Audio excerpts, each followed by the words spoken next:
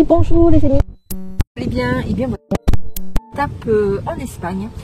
Comme je vous disais lors de la dernière vidéo, donc on a décidé de commencer par l'Andalousie. Donc on est parti de Pau il y a maintenant presque 15 jours. On a donc traversé la frontière basque. Et puis on est passé par Madrid. Et pour finir à Sanlúcar de Guadiana. Alors, j'espère que vous allez bien m'entendre parce qu'il fait un petit peu frais aujourd'hui, il y a un petit peu de vent. Alors, il fait soleil, il fait bon, mais c'est vrai que la température a un petit peu chuté par rapport aux autres jours. Donc, comme je vous l'avais dit, on a été la première semaine malade. Donc là, on n'a pas vu grand chose de Sanlúcar, qui est pourtant un joli petit village, d'après ce qu'on a vu.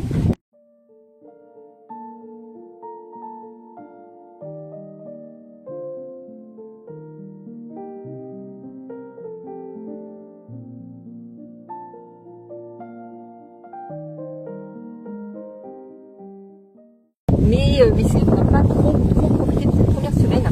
Quand on n'est pas bien, on n'a pas trop envie d'aller se promener. Et puis à Sanlúcar, ce qui a été un peu dommage, c'est qu'on était un peu loin de tout. Et il n'y avait pas de centres commerciaux. Pour faire de l'essence, il fallait faire 15 km. On n'avait plus de gaz. Laurent, il lui manquait une clé Allen pour changer ses plaquettes et ses disques de frein.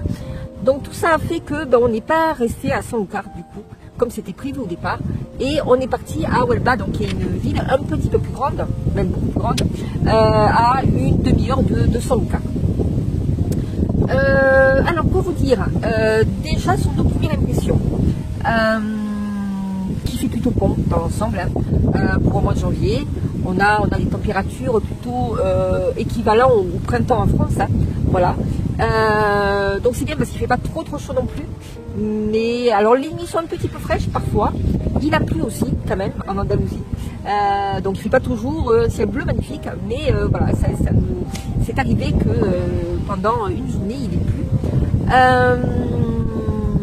Ensuite, au niveau de tout ce qui est pratique, on va dire. Alors comme vous le savez, en Espagne, l'essence est beaucoup moins cher qu'en France. Au niveau du gasoil, ce qui est intéressant, c'est que vous avez deux prix. Vous avez un prix pour les voitures et puis un prix pour les poids lourds. Donc nous, on se sert du gasoil poids lourd, qui est encore moins cher que pour les voitures. Donc c'est quand même super intéressant. À savoir qu'en moyenne, nous, on a payé 1,53 €, 55 le litre de gasoil, qui est quand même intéressant par rapport en France. Voilà déjà pour ça, c'est déjà un point positif. Ensuite, au niveau du gaz, parce que oui, c'est important quand même quand on est en camping-car, d'avoir sa bouteille de gaz. Donc, alors là, c'est un peu plus compliqué, tout simplement parce qu'on n'avait pas de détendeur. Je vais essayer de vous mettre d'ailleurs l'image là au-dessus de ma tête pour vous montrer ce que c'est. C'est en fait quelque chose qui se clipse sur les bouteilles de gaz espagnoles et ce qui vous permet de brancher votre bouteille au camping-car. Et ce détendeur, on pensait qu'on en trouvait assez facilement. Alors vous trouvez les bouteilles de gaz dans les stations-service, surtout Repsol, mais pas que. Et puis moi je pensais que comme ils vendaient des bouteilles de gaz, automatiquement on avait des détendeurs avec. Et bien pas du tout. Pas du tout, on a eu du mal à en trouver. Et c'est finalement à Leroy Merlin de Huelva qu'on a pu trouver un détendeur pour pouvoir bien nous dépanner. Parce que sinon la bouteille de gaz espagnole ne servait à rien. Et on arrivait vraiment au bout de la bouteille de gaz française. Donc on a dit si on n'a pas de gaz ça va être compliqué. Bon, on a quand même trouvé tout ça. Ça a été un peu le parcours du combattant pour en trouver un. Mais on en a trouvé un. Voilà, ça ne coûte pas très cher. Je sais pas, peut-être... même pas moins de 10 € je crois, le détendeur, donc c'est pas ce que ça coûte, mais on a du mal à en trouver comme ça assez facilement. Donc on a trouvé notre détendeur, on a trouvé notre bouteille de gaz propane, donc là on est bon au niveau du gaz, ça y est. Alors c'est un peu comme en France, la bouteille de gaz et la première en tout cas que vous allez prendre, il y a une consigne, donc vous payez un petit peu plus cher évidemment. Donc nous, la bouteille de gaz plus la consigne, ça vous a fait dans les 41 €. Et puis une fois que vous avez votre bouteille de gaz espagnol, vous avez juste à changer votre bouteille de gaz avec une autre bouteille de gaz propane. Et là par contre, le prix par rapport en France est vraiment hyper intéressant, puisque la bouteille de gaz est à 14 €. Voilà, donc je crois qu'en France on était entre 38 et 41 les dernières fois où on en a acheté une. Donc là, ça vaut vraiment le coup. Voilà. Ensuite, au niveau alimentation, c'est quand même un peu moins cher aussi. Alors, on n'achète pas tout à fait la même chose quand même qu'en France. On achète des produits espagnols. Hein. Mais pour moi, ça fait que 2 ou 3 fois qu'on va faire des courses. On s'est rendu compte que c'était quand même un petit peu moins cher par rapport aux courses qu'on fait en France. Voilà. En gros, on en a pour 100 €, alors qu'habituellement en France, pour le même temps de course, on en a pour facilement 140, 150 €. Oui, donc je vous disais, Laurent a changé les disques et les plaquettes de frein de notre camping-car parce qu'elles étaient vraiment plus usées. Il était temps vraiment qu'on les change. Et alors on les a commandés sur oscaro.com. Donc on les avait commandés avant de venir en Espagne. Donc on les avait dans notre camping-car, mais il n'avait pas pris le temps encore de les changer. Et là, il a fait il y a quelques jours et il lui manquait une clé Allen. Pourtant, il en a un. Dieu sait s'il a des outils. Ça manque pas dans notre soute. Mais évidemment, il lui manquait une clé Allen. Sinon, il ne pouvait pas dévisser ce qu'il fallait. Donc, Leroy Merlin a été notre ami pendant 12 jours. On est reparti à Leroy Merlin pour trouver des clés Allen. Et là, enfin, on a pu changer nos plaquettes et nos disques. Donc ça, c'est fait. Et il fallait vraiment le faire, c'était urgent. Ensuite, alors on avait mal intuité, nous on a des toilettes chimiques, donc il nous faut des pastilles pour mettre dans nos toilettes chimiques, et on arrivait au bout du bout. Et on a dit, alors là, comment on fait, parce qu'en fait, en France on arrive à en trouver dans les grands supermarchés, on arrive à trouver les fameuses pastilles pour mettre dans nos toilettes. Ici on en a fait 3 et on n'a pas du tout trouvé ce style de produit là, en tout cas dans les supermarchés. Et puis à Huelva on s'est rendu compte qu'il y avait un arbre accessoire, donc vous voyez c'est bon à savoir aussi si vous manque certaines choses, et à Narbonne accessoire ils avaient effectivement les fameuses pastilles, donc on a été sauvés, on a fait le plein, donc on est tranquille pour un certain temps. Voilà pour les côtés un peu pratiques de nos premières journées en Espagne. Et là enfin on peut profiter pleinement voilà, de l'Andalousie qui est vraiment magnifique. C'est un endroit d'Espagne qu'on ne connaissait pas du tout. Et je suis agréablement surprise. Je savais que ça allait être joli, mais à ce point, voilà, on est émerveillé des super endroits qu'on peut trouver. Alors pour ce qui est des aires de camping-car, il n'y en a pas 36 000. En tout cas, on est toujours ici dans la province de Huelva. Alors il y en a de payantes. Comme vous le savez, nous on n'aime pas trop aller sur les aires de camping-car payants parce que ça ne nous sert pas à grand chose, puisque nous on est quand même assez autonome au niveau électricité. Donc on y va que si vraiment on ne peut pas faire autrement. Jusque là, donc ça fait 15 jours à peu près qu'on est en Espagne, on n'a pas été sur les aires de camping-car payantes. Quand on est arrivé à Sanlúcar de Guadiana, on était sur une aire de camping-car gratuite. D'ailleurs, je vous remets les images que j'avais filmées au tout début. Il y avait de l'eau, donc, mais il n'y avait pas d'électricité. Mais ça nous a permis de rester un peu confinés, si je puis dire, pendant presque une semaine à Sanlúcar sans problème. Et ensuite, donc, une fois qu'on a fait toutes nos petites courses à Huelva, où on avait trouvé tout ce qui nous manquait, on s'est mis sur un parking qui était vraiment super, qui se trouve non loin de Huelva, c'est vraiment, on va dire, la banlieue proche. Ça s'appelle Palos de la Frontera.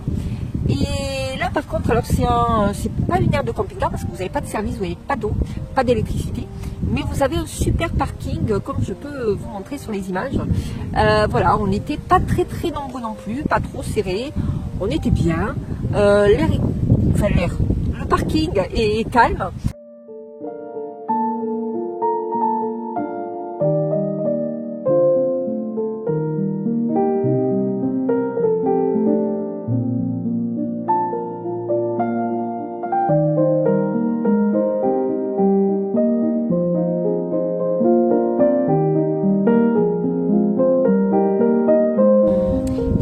on a eu de la chance parce qu'on ne savait pas au départ, on est allé là un petit peu par hasard.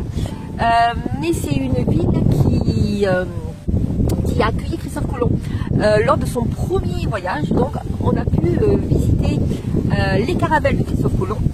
Et puis on est allé voir le monastère qui a accueilli au tout début Christophe Colomb. Voilà, mais je vous raconte tout ça tout de suite dans la vidéo. Alors en 1485, Christophe Colomb va donc quitter le Portugal pour rejoindre donc cette partie de l'Espagne, donc la Castille à l'époque, parce qu'il a le projet de rejoindre les Indes par les océans. Mais malheureusement pour lui, le roi du Portugal, Jean II, il a refusé ce projet. Donc il se retrouve un petit peu dépité et donc il se retrouve en Castille, à Palos de la Frontera. Il est d'abord accueilli dans ce monastère, s'appelle le monastère de la Rábida, qui est tout d'abord un établissement militaire arabo-musulman. Puis ensuite il sera repris par les Templiers pour ensuite devenir un monastère franciscain au XVe siècle. Alors là, le Christophe Colomb, il fait la connaissance d'un moine qui s'appelle Antonio de Marchena. Et ce moine écoute pour une fois Christophe Colomb et il lui propose, il lui suggère d'aller voir la cour d'Espagne. Mais malheureusement, encore une fois pour Christophe Colomb, ni Isabelle de Castille, ni Ferdinand d'Aragon l'écoutent et le prennent même pour un fou furieux et refusent de l'aider à concrétiser son projet. Alors après des négociations acharnées, Isabelle de Castille, à un moment donné, dit pourquoi pas, on va accepter de faire une négociation avec Christophe Colomb. À ce moment-là, les autorités de Palos de la Frontera vont fournir à Christophe Colomb 3 navires, des équipages et des marchandises, nécessaires à une expédition qui doit durer normalement pendant 6 mois. L'escadre est formée d'une carnac, Santa Maria, qui va être commandée par Christophe Colomb, et 2 caravelles, la Pinta et la Niña. D'ailleurs, pour la petite histoire, c'est au bord de la Pinta qu'un matelot va crier « Terre, terre !» Quelques semaines plus tard, l'escadre va débarquer sur une île des Bahamas, San Salvador. Puis l'expédition va s'installer pendant 2 mois et demi sur l'île de Saint-Domingue. À Palos de la Frontera, donc vous avez la possibilité d'aller voir le monastère, mais également les caravelles. Alors normalement, l'entrée est payante. Nous, on n'a rien payé. Alors je ne sais pas si c'est parce qu'on est hors saison et qu'en hors saison, effectivement, on paye du. Voilà, donc bon, mais sinon, c'est pas très cher. Je crois que c'est dans les 4,80 € l'entrée et c'est vraiment très intéressant à aller visiter.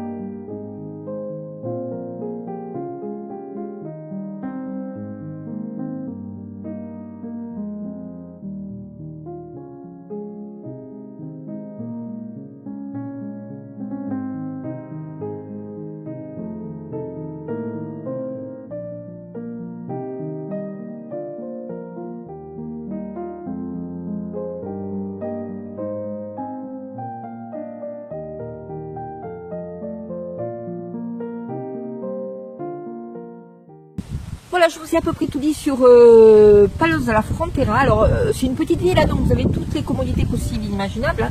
Vous avez des supermarchés, etc. Essence, les bouteilles de gaz, tout ce qu'il vous faut pour pouvoir rester 2 ou 3 jours. C'est ce qu'on a fait, on est resté 2 ou 3 jours à cet endroit-là. Et on s'est vraiment régalé, bien reposé. Prochaine vidéo, on sera un peu plus entre Huelva et Séville, où on a trouvé un autre petit coin bien sympathique aussi, qu'on vous montrera. Mais voilà, j'espère que cette vidéo vous aura plu, notre première étape en Andalousie. En attendant, je vous fais de gros bisous, prenez soin de vous. À bientôt, ciao ciao.